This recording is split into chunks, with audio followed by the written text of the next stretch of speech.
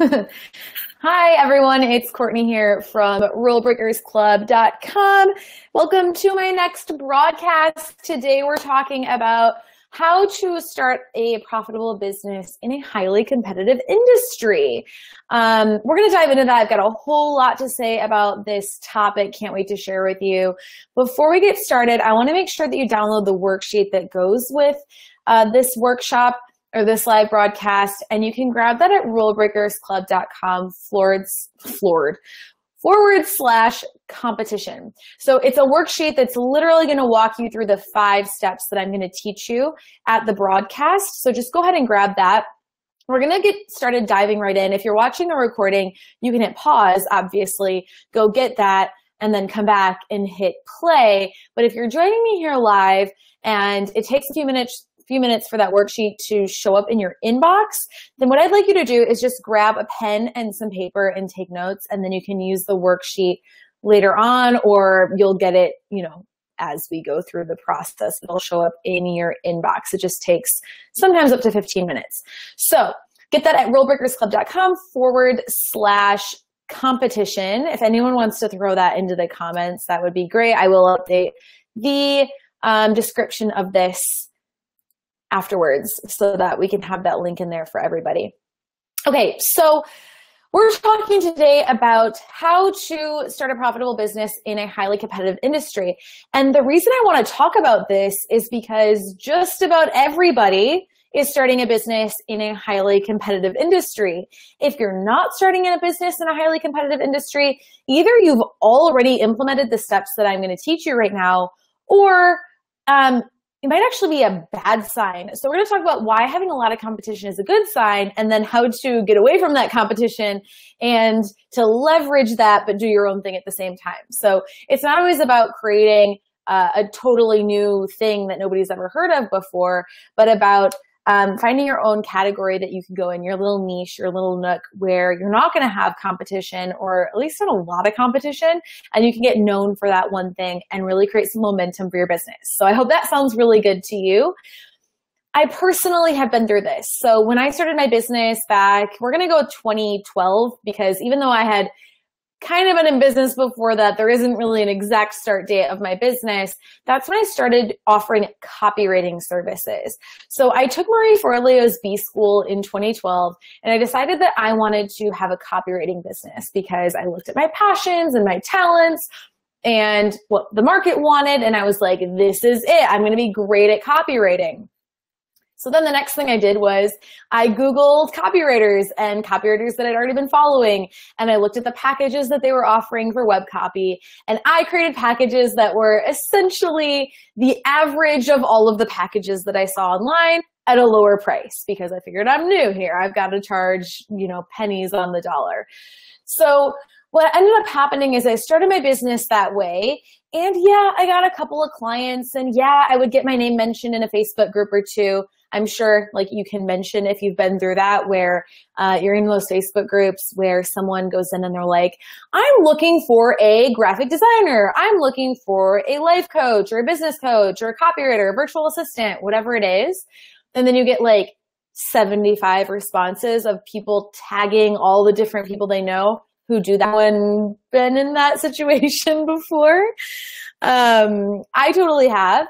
And yes, I've gotten some clients that way. But the problem is that is totally unpredictable. And what happens when you do that is this person has already decided they need somebody in this specific field. And now they're going to go shopping around, making a pro and con list of all the people that have been recommended to them from that thread. And so while that might be a great thing from the consumer standpoint, from a business standpoint, it's not necessarily the best way to go about building your business. And I want to show you how you can create your own category, in the worksheet that you have, so that yes, you might get some clients from that stuff, but you don't have to worry about that. And honestly, those are they're not even going to worry about those clients in the Facebook groups. They might come to you if they're an exact fit for what you do, because you're going to be the only one doing it. And they're going to be like, that's exactly what I need. Or if they're price shopping and they want to pay the lowest amount possible, they're going to end up going with someone else in that thread, which you're not even going to worry about. So let's talk about how to create your very own category. the first step here and the first thing on the worksheet is that you've got to name your industry. So I'd love for any of you here right now to let me know in a comment and let me know, what industry are you in? So some of the industries that I work with a lot are people who are like copywriters like me, virtual assistants, coaches of all kinds, health coaches, business coaches, life coaches, productivity coaches, coaches for moms in business, coaches for this type of person, coaches for that type of person, nutritionists, health coaches, trainers, social media consultants, content managers, other types of people, energy workers, spiritual workers, people who work in all types of industries. So what is the industry that you are in? Please go ahead and leave a comment so I can add yours to our list here and maybe even use yours as an example throughout the rest of the steps. Awesome. Jess is a health coach, pretty niche down. Awesome. What's your niche, Jess? I'd love to know. Dawn, interior design. Oh, that's a great one. I'm going to go ahead and write that one down. Interior design. Who else do we have? Audra, Christian stress management coach. Love the niche, guys. Interior design. Oh, my pen's running out here. Got to get Gravity doing its thing. Guitar lessons, Dwayne. So we got music. Awesome. These are great. Anyone else want to pop in? We're going to do stress management. Wonderful. Okay, so it sounds like a lot of you. Lindsay's got public speaking and theater coach. Public. Okay, I think my sticky note is a little bit full now. Theater. But keep those coming because I like to know what you guys are doing. High-end renovation and interior, says Dawn. Wonderful. So even if you're watching the recording later, go ahead and throw those in there because I want to see, I'm paying attention to these. I always go back into the comments later. So if you feel like you can't comment because you're watching it after the fact, that's incorrect. I want to come and hang out with you guys as well. So lots of different industries here. A lot of you are really well niched, which I totally adore. Thank you very much. Either you've been listening to me ranting for years or somebody else, or you're just that smart and you did it off the bat. And that's awesome. That's going to help you go far. Okay, so the fact that your industry exists, whatever your industry is, if you're not niched down well enough, if you're just getting started, if you're not sure if you have a niche, that's okay. The fact that there's an industry that exists, and when I say industry, what I'm asking for, and I want to clarify this a little bit, is a lot of you wrote down your really specific niches.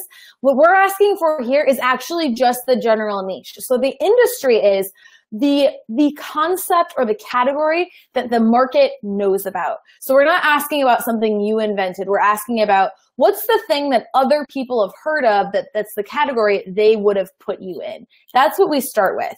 So for me, it would have been copywriting, or before that, I did resume writing. I was a French tutor. So those are all categories that the world, or my market at least, would have understood. That's something that they would have put me in. So it's if someone's going into a Facebook group and asking for that industry, what would they call it? How would they refer to it? And that's going to be our industry. So it's either that job title or that category that your audience already knows that you have. So here's the thing. Humans love to put things into categories. That's what our brains do subconsciously. It can be helpful. It helps us organize the world. It also gets us into some trouble. I'm sure you know about a lot of the tensions, social tensions going around, whether it's about our transgender community, or about race, about religion. These are all categories that we struggle with because our human minds like to put things in black or white categories. And while that can be helpful for us to simplify the world so that we can understand it, it also makes it so that we are missing a lot of gray area, or we're missing a lot of subcategories that we need, and that will make the world a richer place and create businesses and services that are going to help markets that are not getting helped right now because there's no category for them. So the big category is what we want to start with, because that's where we are right now. That's the world, the way the world is set up. That's the way that your market knows about you. And so that's how we always want to start, because it's all about what are people looking for? What do they already know about? The second thing we want to do is we want to establish the norms in your industry. So on your worksheet, what you're going to see are some questions like, what do people think of when they think of a virtual assistant or when they think of a stress management coach? Now, I want to stress management coach. The only thing I would say there is I'm not sure I would think of a stress management coach. So I might actually think of, well, maybe I would think of a therapist, or maybe I would think of a life coach. And so those are the categories I know about. And what do I think of when I think of, you can even just say a coach. What am I expecting? What types of services am I expecting in your industry? A great example of this that came up in my head was wedding photography. So wedding photographers, I have a friend who got married a little while ago, and she was a very non-traditional bride and had a very non-traditional wedding, and it was very small, and she didn't do all of the stuff. Like it wasn't one of those kinds of weddings. And she had a really hard time looking for a photographer because every single photographer wanted to do the whole enchilada, the engagement photos and the consultations and the whole day thing and the videography. And it was so expensive, and it wasn't at all what she was looking for because that's not the kind of wedding she was going to have. And so the issue is that's the norm of that industry, is that that's what every wedding photographer is offering. So what is every other, insert your job title here, insert your industry here, offering? So what's another example? In my case with copywriting was offering packages for, okay, so this package, I'll write your about page, your work with me page, and that was like one package. Then there was, it'll also have some emails and homepage copy, different packages based on what pages of copy you would write. And so I saw a lot of copywriters doing that. So I did packages that were really similar to that. We have, let's see. Okay, it looks like we got some other industries here. So course design, curriculum development, that's great. High-end, okay, awesome. So I think I've got all of those down. So what are the norms in your industry? Something like coaching, life coaching, it might be, people always expect those 3 or 6 month packages, right? And if, I already have a blog post all about how much I despise the 3 and 6 month coaching packages. If you're a web designer, there's pretty typical web design packages that are out there. Or maybe you have an industry where people charge by the hours.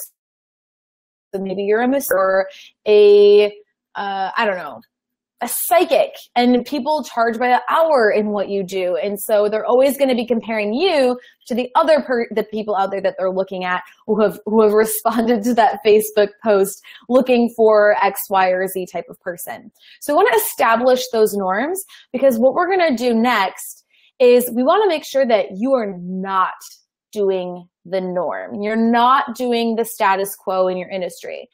If you already are, if you have a business and you're like, oh shit, I am offering the status quo, what do I do? Don't want you to freak out. Business is all about constantly reinventing and transitioning and shifting and creating new offers. And so there's nothing wrong with the way you're doing business right now.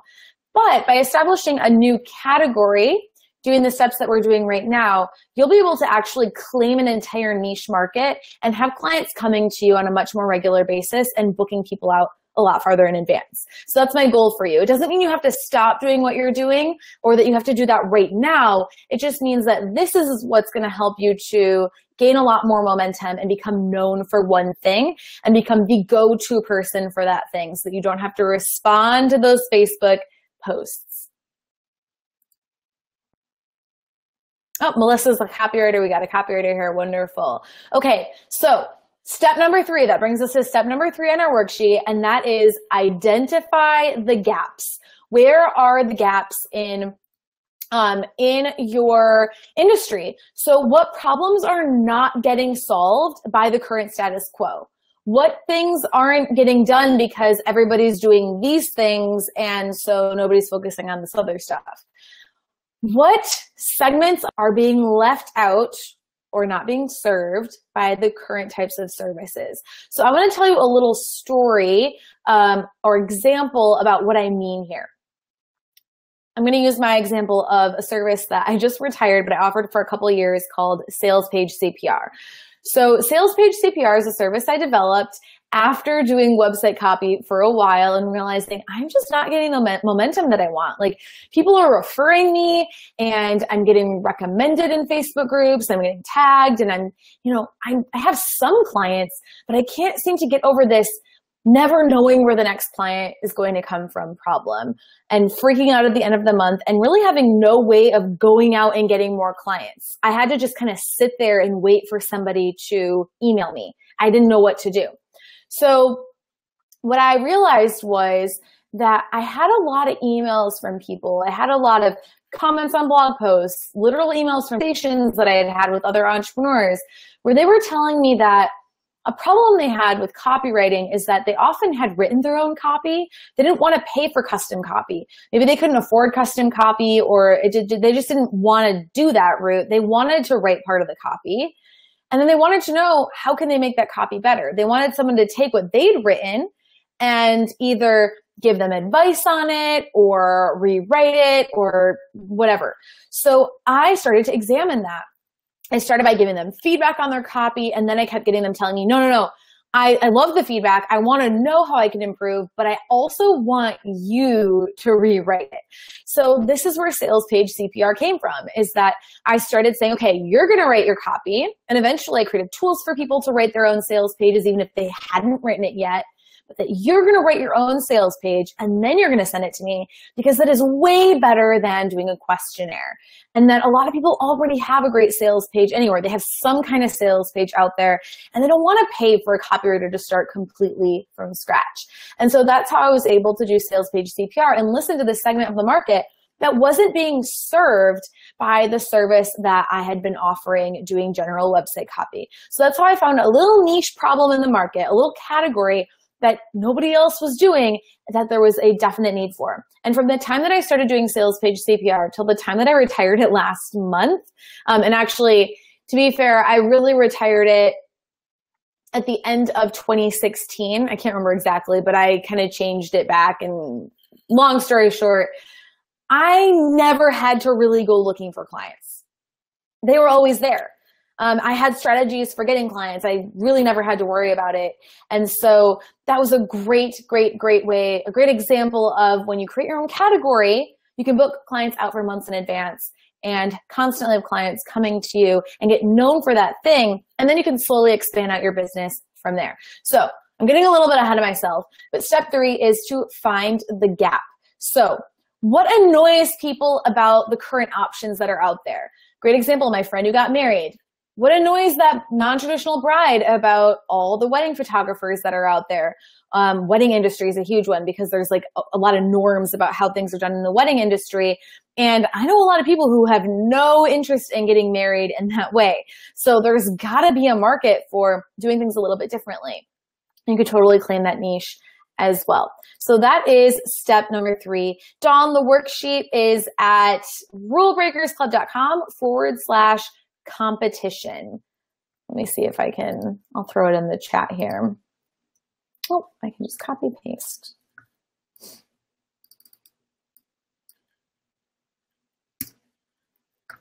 Awesome. Okay, so I'm going to move on. We're going to finish all the steps, and then I'll definitely do some Q&A at the end. So I see at least one question coming in. So if you have questions, go ahead and post them, and we will do some Q&A right at the end. So let's move on to step 4. We've identified the gaps, and now it's time to decide what is the result going to be of our service. Or if you don't want to get that far ahead of yourself with creating a new service, just ask yourself, if this is the gap in the market, if this is what's not being served by the norms of the industry, what is the result that these people are looking for? What's the specific result that some people want that they're not getting? So a great example of this is web design. I know a lot of entrepreneurs, I have a lot of them in my program, Yay for Clients, who are establishing their businesses, and they're trying to be smart about how they spend their money as they start getting clients on a consistent basis. And when they go to create their website, they don't necessarily have a ginormous budget for that. Yet, when you look at most of the people doing custom website design, which are amazing and they're awesome web designers, and a lot of them are my really good friends, but most people I know cannot afford that type of service. And so I think there's a really big gap in the market, or at least there used to be, and I'm not in that exact position anymore, but there was a really big gap in the market of having a web designer who would help you to create a website for where you are right now in business and to really cater to that market. So a lot of times, as you can probably tell, the market that's not being served is a market that doesn't have a super high budget. And so what you end up doing, and we're going to get to this in step 5, is what you end up doing is you create something called a productized service. You're going to create a service that isn't customized, that you can systematize. And to be really honest, this is how most service-based businesses do service. So maybe not solopreneurs or freelancers, but established service-based businesses have productized services. So services that are done the same way every single time that can be really dependable. So if you've ever been to a dry bar where you go to get your hair blown out and done, it's the same thing every single time. They have a menu. Yes, you can request like something different, but you're not going to get a haircut at a dry bar. It's going to be the same. You expect the same experience at every dry bar that you go to. So that's what I want you to be creating with your business. So the step 4, what we have to do is we have to decide, what is the result that these people are looking for? And you can name a lot of different results. That's why I give you some space on that worksheet, or if you're taking notes by hand, just do a whole brain dump of the different types of results that somebody might want in your industry. So if you're a copywriter, it could be, well, maybe they're actually really worried about writing emails, autoresponders, or maybe they want some templates for emails, or maybe it's the sales page thing, or maybe you've identified a different need that people copywriting. Maybe if you're an interior designer, you've noticed that people want to learn how to decorate their own home more. So maybe you want to create a service that's going to help them to be able to do that themselves. I'm totally just making this up off the top of my head. If you're a virtual assistant and you don't want to do the typical retainer package, maybe what you do is you take yourself out of that virtual assistant industry or category and you decide, okay, what's one of the things in being a virtual assistant that people keep asking me about the most, or they're finding the most value in?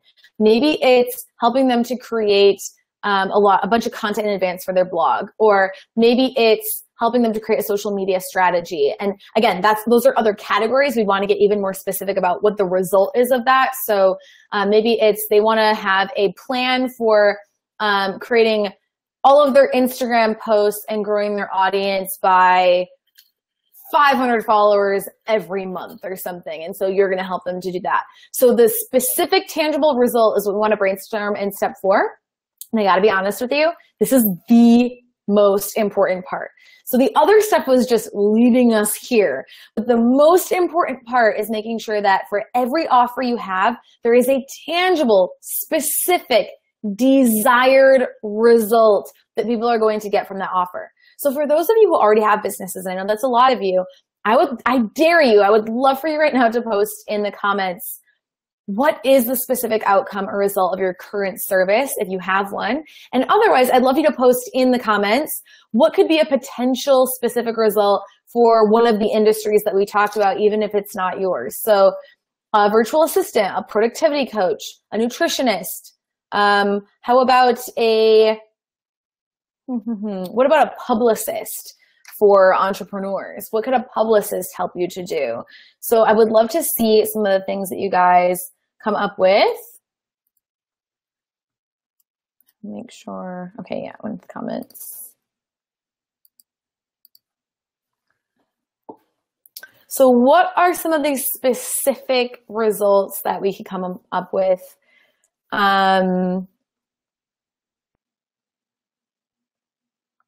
Melissa, just to answer your question really quickly, why did you retire sales page CPR? Because I didn't want to offer it anymore, honestly. Because businesses are always changing and I was done doing it. So that's why. My business is 100% course-based now, which if you watch the live broadcast I did last week, it's all about the fact that offering services is better to start with and to grow your business, even if you want to have a course-based business. So I would recommend going back and watching that, because I walk through the whole kind of like, yes, I realize I offer courses now, but here's why I teach people how to do services, because I don't believe you should be offering courses when you're starting a business. It doesn't make sense for a lot of reasons. And it took me a long time to get to this point, but now I'm really excited and loving the stuff that I'm doing. So I guess it's a combination of following the passion or the interest, and making sure that I'm making a strategic decision for my business. Okay, so Audra says, interior decorating, maybe finding your style and where to shop for that style. That's a great idea. We had Jody in Yay for Clients. She's a personal stylist, and she was offering a service on helping people to determine their personal style. I think there's a lot of room for helping the people to have an action plan as a service, even if it's not totally done for you. So that's a great idea. Anyone else want to participate and throw out specific results? Because I'm telling you, this is the most important part. So I know everyone was like really great at telling me their industry. I love it. So now what we want to do is say, okay, so what's this? Let's get you out of that category, because as long as you're in that category, you're going to be competing for scraps. You're going to be compared to everyone else in that industry. And that is not what I want you doing. I want to propose a totally different way of going about business. This is what was the catalyst for major growth in my business. So from doing the general website copywriting services, things were good-ish, but honestly, I was making less than minimum wage at the end of the day. And I was just, like I said, I was constantly freaking out about where the next client would come from. And so it wasn't until I decided, hey, I'm going to look at this specific problem that I can help people with, and I'm going to just take a risk here, take a chance that this is going to be a good idea. I'm going to listen to all the advice I've been getting versus thinking that I know what I'm doing because my way hasn't been working. And when I did that, that's when business started to take off. Okay, who else we have? Melissa, helping clients with their elevator pitch as well as product and service. Awesome. So service names. Wonderful. So what I would say the next step there, Melissa, is to make sure that that's and this is a part I didn't really speak to yet. Make sure that is the biggest problem that they have in this arena. So is this the number one biggest frustration that your client has when it comes to copywriting? Is it the elevator pitch? Now, elevator pitches are frustrating, and so is naming. And then you just have to ask yourself, is this the biggest thing? Is this the biggest thing that they're frustrated with?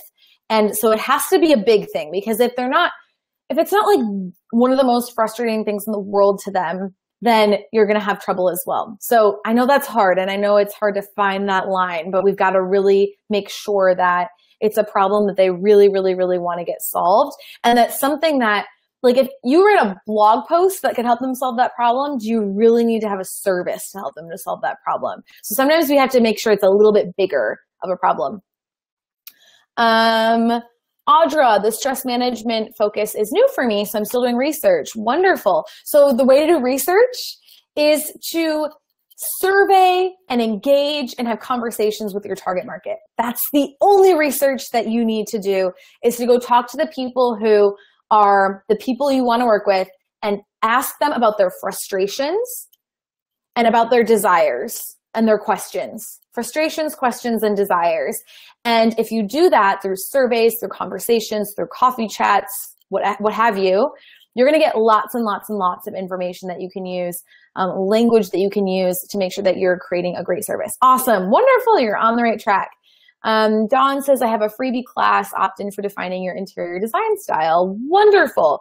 And so then you might want to ask yourself, so what questions do people have next? So what's the bigger thing, right? Because once I've defined my style, then what?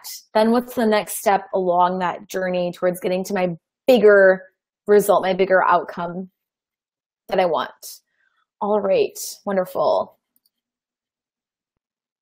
Okay, so at this point, if you walk through that process and you have that result, the next step number 5, is to design a step-by-step method for getting those people to that result. So I realize that's kind of a big thing in and of itself, but to be quite honest, if you have the expertise, which means you know how to help people to get that result, then it's going to take time and it's going to be work, but you're really just saying, okay, how would I do that? Just like I did for this broadcast. I want to teach people how to create their own category for their business so that they can not be competing with other people in their industry. So then I ask myself, okay, what's the first thing they would have to do? What's the next thing they would have to do? What's the next thing after that? And you just ask yourself that until you have a step-by-step process for people. And that's how you design your signature process. So that's how I've created my service, Sales Page CPR. That's how I created the Sales Page Kit that, now is the product that you can buy to learn how to write sales pages from me. It's how I created the curriculum in Yay for Clients. It's how I create all the blog posts I create, the Facebook Lives that I create. I'm always asking myself, what's the result that I'm going to help people to achieve? And then what's the first thing they need to do? What's the second thing? What's the third thing? What's the fourth thing? What's the fifth thing? Until I feel like, okay, those are the steps. So practice creating step-by-step processes, because I know the first few times you do it, it can feel really challenging. But if you do it for all your blog posts and all of your Facebook Lives and all of your content and your service, it starts to become second nature to you, and you'll start thinking in step-by-step processes, which is what sells. That's what people want. They want you to have a process. Lindsay says, I help them to confidently identify and perform their 5-minute personal story on stage. Awesome. Wonderful. I love your process for making processes. Step by step with the result in mind. Yep. We always have to start with the result.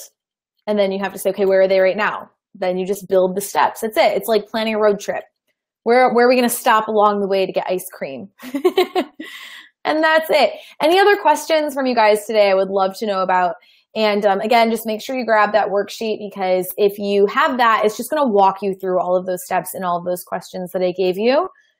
And I will post it right in the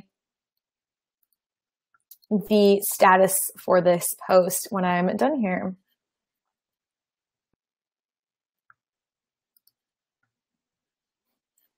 Hi, Mom.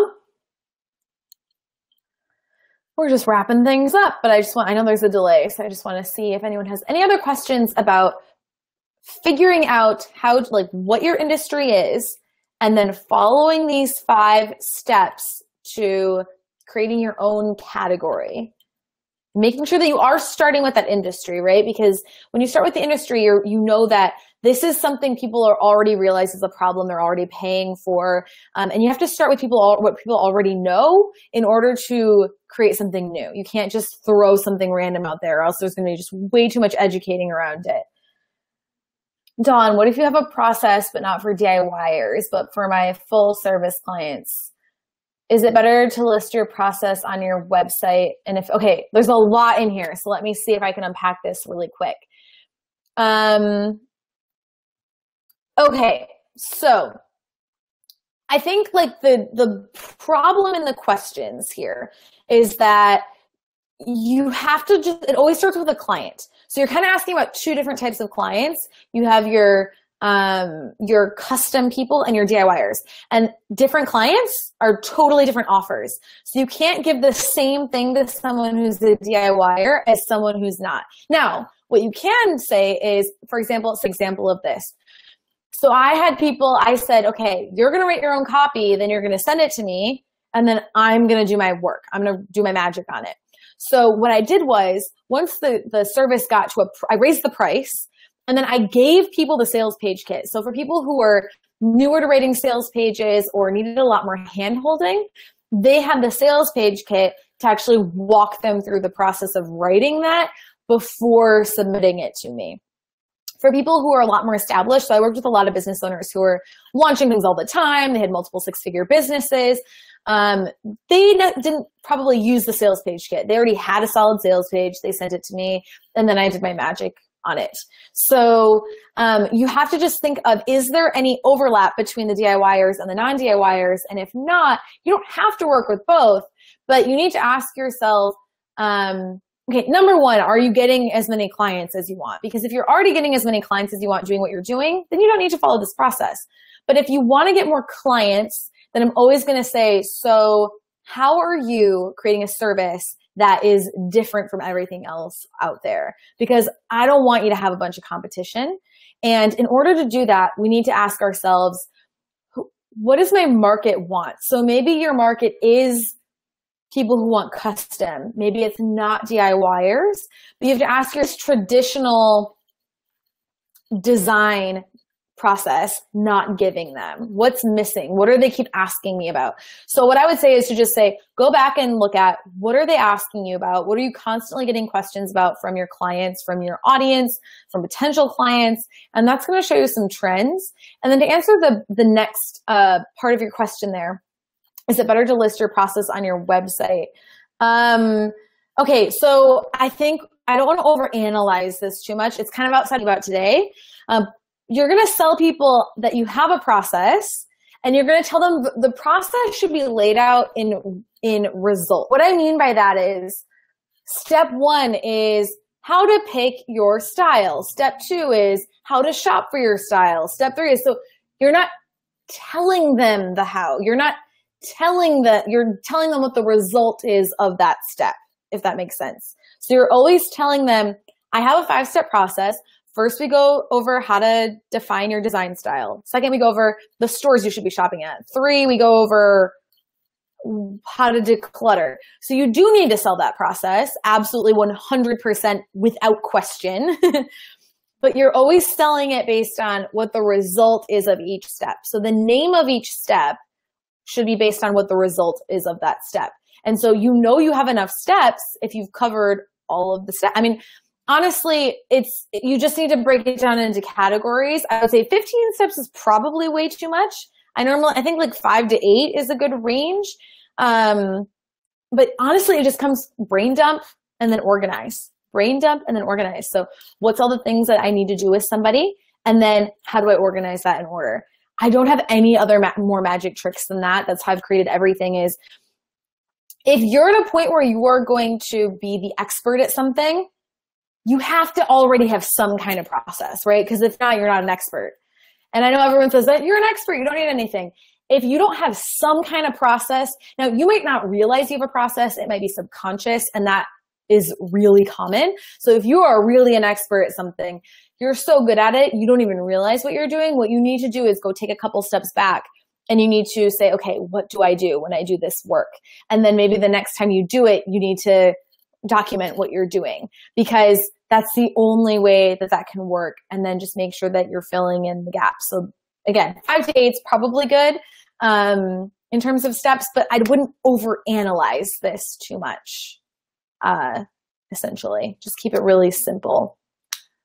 Okay, well, thank you so much for joining me, everybody. And I will be live again next week with another topic. In fact, I can give you a little teaser here of what we're going to talk about next week. Who's going to come back next week, by the way? Who's going to come join me next Tuesday? I hope you are. So April 25th, I believe it is, we're going to talk about the 3 nonsense beliefs that are stopping you from getting clients, that are repelling clients from you right now. And it's going to help you to open up some floodgates on getting more clients. So that's what my goal is of all of these, is to find whatever it is that's blocking you from growing your business, establishing your business, getting the clients that you want, and see if we can't get some more coming at you. Okay, well, I will see you guys next week, and have a great rest of your day. Thank you so much for coming, and make sure to grab your worksheet. Don't forget to get that. All right, bye everybody.